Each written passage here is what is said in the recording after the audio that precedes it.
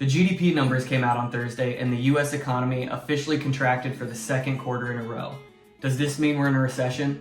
Let's look into it. Before we do, I want to talk briefly about the economic cycle and that expansion, contraction, peaks, and troughs are natural. They're going to happen. It really sucks when recessions occur, and at the end of this video, I'll talk about some things to consider while navigating this. Like I mentioned earlier, there is a very general definition of a recession that states it occurs when real GDP contracts for 2 consecutive quarters. Putting that into layman's terms, it's when the value of all goods and services produced by the US economy decreases for 2 consecutive quarters. Try to think of it like speed limits.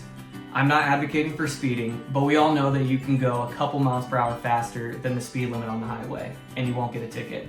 So is the speed limit really 65 or is it 72? Interestingly enough, Ben Carlson of Ritholtz Wealth Management has pointed out that this definition hasn't occurred in 2 out of the last 3 recessions.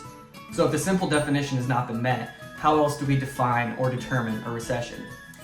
There are many factors that go into this. Consumer prices decline, so inventories expand. Demand for labor falls, so unemployment is high. Commodity prices fall, so business profits fall.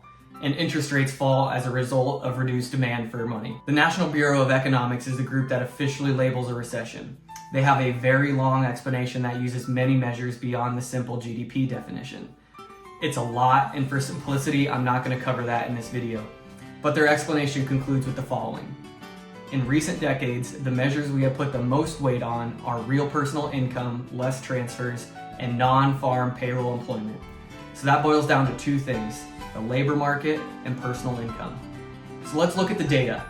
As of June 30th, personal income increased 0.5% in May, so those numbers are strong.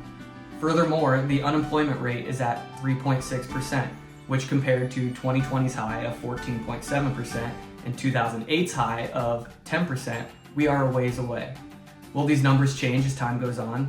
They might. Does our current situation reflect a recession? Not yet. Could we still go into a recession? Possibly. If it's not officially labeled as one, will some people lose their minds and say it should have been? Most likely. Everything is politicized and polarizing right now.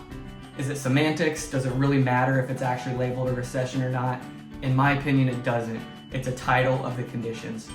Current inflation is hurting people's cash flow and market conditions are hurting people's balance sheet. We really feel this.